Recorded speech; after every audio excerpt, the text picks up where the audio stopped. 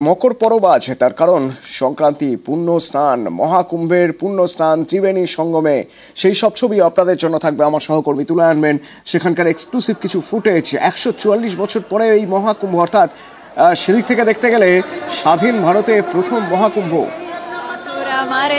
প্রয়াগরাজ, হরিদ্বার, ঢল, সেখানে প্রচুর মানুষ দেশ বিদেশ থেকে এসেছেন। ত্রিভুবন পোষিনী শঙ্কর তোষিনী কেলবিষমোষিনী গোশরচে দানুজানি রোষিনী দিতি সুতা রোষিনী দুর্মত শোষিনী সিন্ধু সুতে জয় জয় হে মহিষাসুরমর্দিনী রম্যক পরদিনী শৈলসুতে আই জগদম্বা মদম্বা কদম্বা বন প্রিয়বাসিনী প্রশাসনের কাছে বড় চ্যালেঞ্জ এই ভিড় সামলানো। স্বাধীন ভারতের প্রথম মহাকুম্ভ বলে কথা, সুতরাং এই সুযোগ কেউ মিস করতে চাইছেন না। এ ছবি দেখছেন হরিদ্বারে। প্রয়াগরাজের মতোই হরিদ্বারেও গতকাল থেকে ভিড় শুরু হয়েছে। পুণ্যস্নান আর পুণ্যস্নানের পর পূর্বপুরুষের বা পিতৃপুরুষের প্রতি সম্মান শ্রদ্ধা জানিয়ে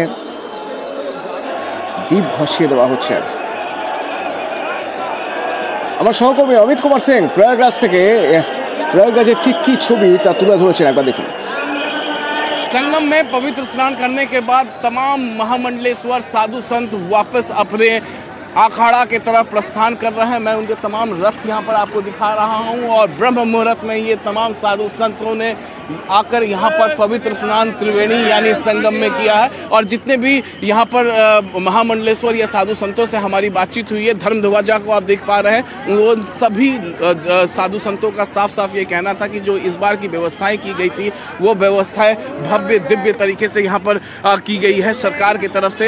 यहाँ पर देख पा रहे हैं आप तस्वीरों में वापस जाते हुए तमाम महामंडलेश्वर और तमाम यहाँ पर आप देख पा रहे हैं यहाँ पर कि सभी वापस यहाँ से अपने अखाड़े की तरफ प्रस्थान कर रहे हैं। तमाम साधु संत महामंडलेश्वर, एक बार पैन करके हम आपको तस्वीरें इन सभी महामंडलेश्वर और साधु संतों की हम यहाँ पर आपको रथ दिखा रहे हैं, तो आप इस रथ को देखकर अंदाजा लगाइए कि कितने भव्य हैं, कितने खुश हैं ये तमाम साधु संत। वीडियो जर्नलिस्ट युगल के साथ अमित कुमार सिंह, न्यूज़ 18 इंडिया, संगम। এবার একবার গঙ্গাসাগরের ছবি দেখা যায়। পুণ্যার্থীদের ভিড় গঙ্গাসাগরেও গতকাল থেকেই, এবং ওই আপনাদের কাছে বলছিলাম যে এই ধরনের মেলা, পুণ্যার্থী সমাগম, সেখানে প্রশাসনের কাছে বড় চ্যালেঞ্জ হলো যাতে কোথাও কোনো অপ্রীতিকর পরিস্থিতি না থাকে। তার জন্য দেখুন স্পিড বোটে টহল দিচ্ছেন যারা নিরাপত্তার দায়িত্বে রয়েছেন। আমার সঙ্গে অর্পণ রয়েছেন সহকর্মী এখান থেকে সরাসরি। অর্পণ, আমরা এটা নিয়েই কথা বলছিলাম যে সত্যি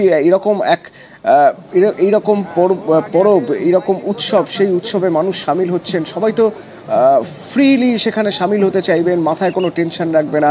এইখানেই কোথাও টেনশন থেকে যায় যে কোনো অপ্রীতিকর পরিস্থিতি ঘটছে না, তো কিভাবে নিরাপত্তার দিকটা দেখা হচ্ছে?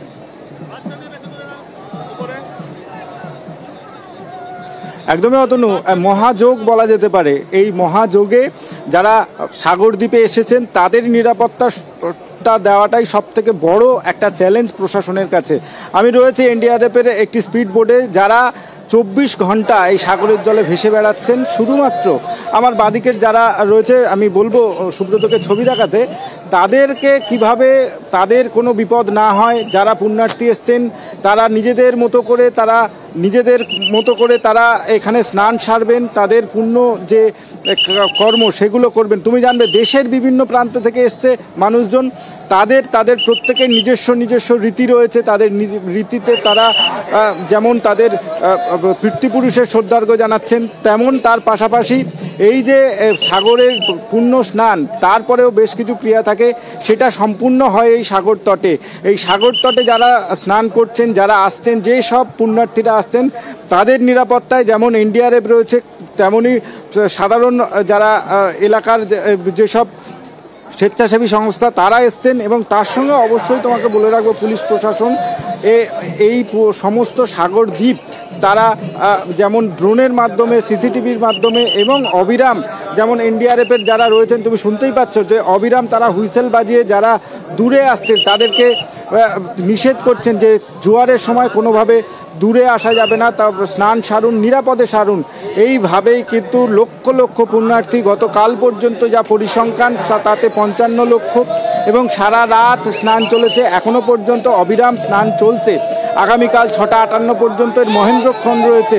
সেই মহেন্দ্রক্ষণে যারা স্নান সারছেন, সুব্রতকে বলবো উৎসাহিত যারা এই ভক্তরা এসছেন তারা কিভাবে স্নান সারছেন, তার পাশাপাশি যারা এনডিআরএফের কর্মীরা রয়েছে তারা কিভাবে এই যারা স্নান করতে আসছেন তাদের নিরাপদে রাখছে। সব মিলিয়ে বলা চলে যেমন ওয়াচ টাওয়ার থেকে তাদেরকে নিরাপত্তা দেওয়া হচ্ছে, এনডিআরএফের কর্মীরা রয়েছেন, সিভিল ডিফেন্সের কর্মীরা রয়েছেন, পুলিশ প্রশাসন রয়েছেন, এবং যা এই যে টোটাল গঙ্গাসাগরের যে 5টি ঘাট তার সিসি ক্যামেরার ফুটেজ যাচ্ছে মেগা কন্ট্রোল রুম, সেখান থেকেও এই যারা স্নানে আসছেন, যারা তা পুণ্যের জন্য তারা গঙ্গাসাগরে এসছেন, তাদের রীতি মেনে এই যে মহাযজ্ঞ চলছে সেই মহাযজ্ঞে কোনো রকম অপ্রীতিকর ঘটনা না ঘটে সেই কারণে তারা কিন্তু নজর রেখেছেন।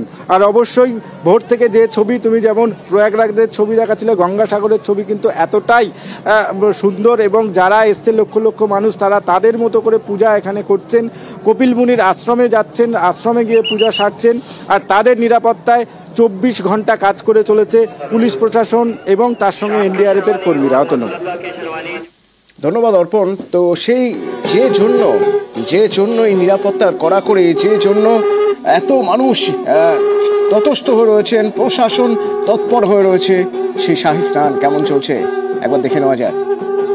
মকর সংক্রান্তির পুণ্যতিথিতে গঙ্গাসাগরে একবার ডুব দিলেই নাকি পুণ্যি হয়ে যায়।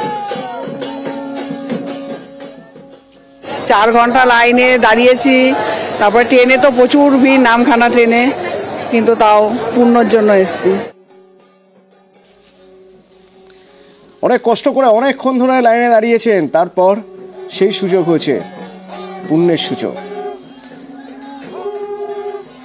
আবার অনেকে মৃত্যুর পর বৈতরণী পার হতে গেলে গরুর লেজ ছুঁয়েই পার হতে হবে, এই আশায় এখন থেকেই গরুর লেজ ছুঁয়ে গরুকে পুজো করে যাচ্ছেন।